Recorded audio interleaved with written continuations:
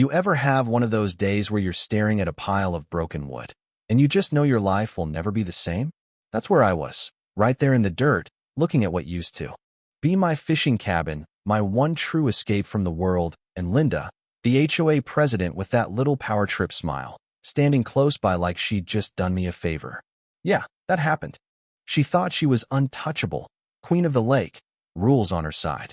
But what Linda didn't know was while she was busy swinging that clipboard around, she was sitting on a secret so big it was about to bury her whole little empire. I decided then I was going to buy the lake and kick out every last one of them. You think I'm kidding? Stick around. The thing is, that cabin, sure, it wasn't much to look at. Just cedar logs, single room, the kind of place you build yourself and fix up over a few decades. But to me, it was sacred. After 20 years in the service, the quiet at Silver Creek Lake was the only thing that made the world stop spinning. That porch, my dad and I built it. The view, mist burning off the water, loons calling at dawn. That's where I learned how to breathe again. It's where I taught my daughter, Sarah, how to bait a hook. Where she found herself after a long illness, sitting beside me, trying to believe in her body again. Every nail in that cabin held a piece of our family. So when Linda came marching up the dirt path one morning, clipboard in hand, acting like a general on inspection, I knew trouble was on the way. Didn't even bother with hello, just launched right in, saying I was 6 months behind on fees, $3,000 delinquent, and my cabin was headed for remediation. You know what that means in HOA language? Demolition. I almost laughed. I count every penny. I'm never late. But Linda? She had some new special assessment, claimed it was for lake dredging, hidden in the fine print of a newsletter no one reads. Pay up by 5 p.m. or we tear it down. That's how she said it, just like that, like my family history was a soda can to be kicked. I tore my cabin apart looking for proof, every check, every receipt, nothing missing. The assessment was a total lie. Tried to call, tried to visit the office. Locked up, voicemail full, nobody home. It was all a setup. That night I sat on the porch, hoping it was a bluff. But at sunrise, old Mr. Henderson from 2 lots down came by, hat twisted in his hands, and just shook his head. They came an hour ago, Jack. I tried to call. I went down the path, fishing rod in hand like a fool, and there it was, my cabin gone. Bulldozer tracks, glass, and memories ground into the mud. A photo of my late wife in the dirt, cracked. That's when the anger started, the real kind, deep and cold. You know what I mean? Neighbors drifted over, faces long, offering sympathy, but keeping their distance. I saw the calculations in there. Ice, pick a side, or just stay quiet and hope the storm blows over. That's how a community fractures, right there in the open. But I had to call Sarah, had to tell her. That was the hardest part, hearing her break on the other end of the phone. To her, that cabin was life. She learned to walk again there, metaphorically, learned to hope again. And I'd failed to protect it. I stormed into the HOA office the next day, evidence in hand. Linda, behind her desk, just smiled. Her enforcer Martha standing nearby, looking like she'd never smiled in her life. You missed the assessment. We followed the bylaws. No apology, no chance for debate. It was their word, their rules. I was nothing but a disruptive resident. That night, my old army buddy Tom Delgado called. Check the live stream, Jack, they're spinning it. And there was Linda, streaming to the neighborhood about community values and removing blight. My name never came up. Just the property.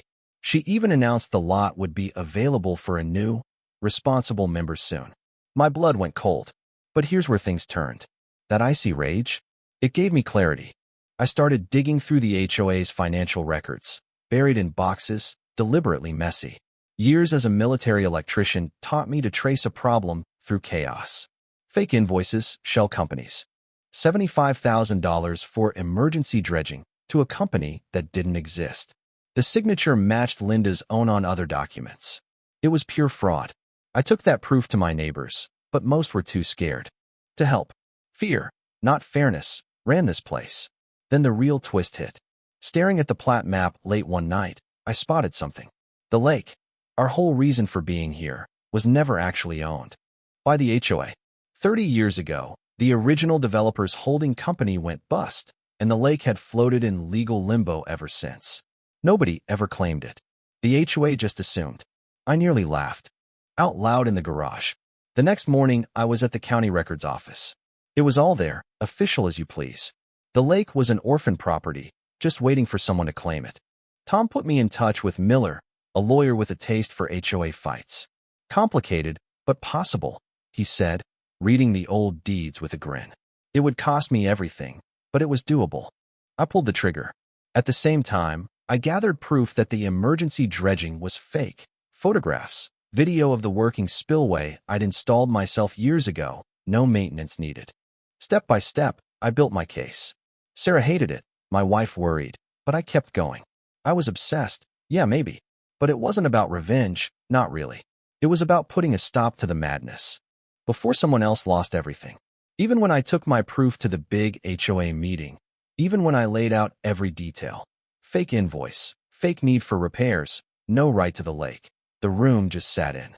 Silence, blank faces, loyalists nodding at Linda's every word. You ever try to show the truth to people who don't want to see it? It's like shouting into a snowstorm. I left the meeting ready to quit. But Tom called that night. You planted a seed, Jack. They saw it. Just hold the line. 3 weeks later, Miller sent the email. The lake was mine. The deed stamped and legal. Signed by the state. I felt like I was holding a nuclear football. So, Saturday morning, I walked the lake's edge, hammer and heavy chain in hand, posting signs. Private property. No trespassing. Access by permit only. I chained the boat launch, locked every gate. Let the phone ring off the hook. That evening, during the annual HOA barbecue, Linda's moment to shine, I set up a live stream with Tom, broadcasting straight to the neighborhood's Facebook group. I explained it all, the fraud, the lie, the truth about the lake. Held up the deed on camera, crystal clear. As of now, the lake belongs to me and my family. The HOA's power ends at the property lines. Any board member found trespassing will be prosecuted. Chaos on the patio. Linda lost it, grabbed a phone. Came stomping down, waving forged papers, screaming she was calling the police.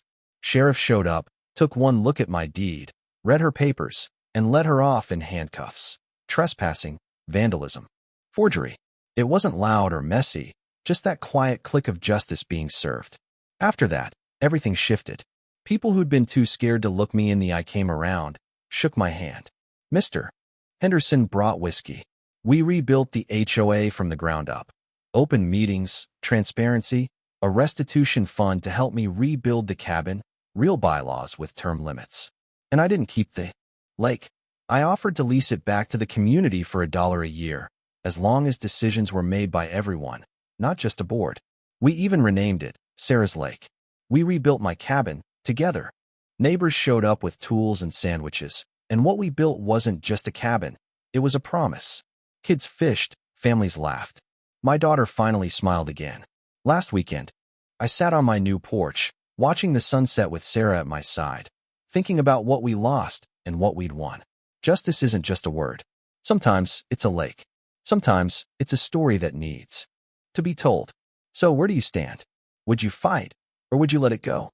Drop a comment, hit subscribe, and tell me, what would you have done if it was your home?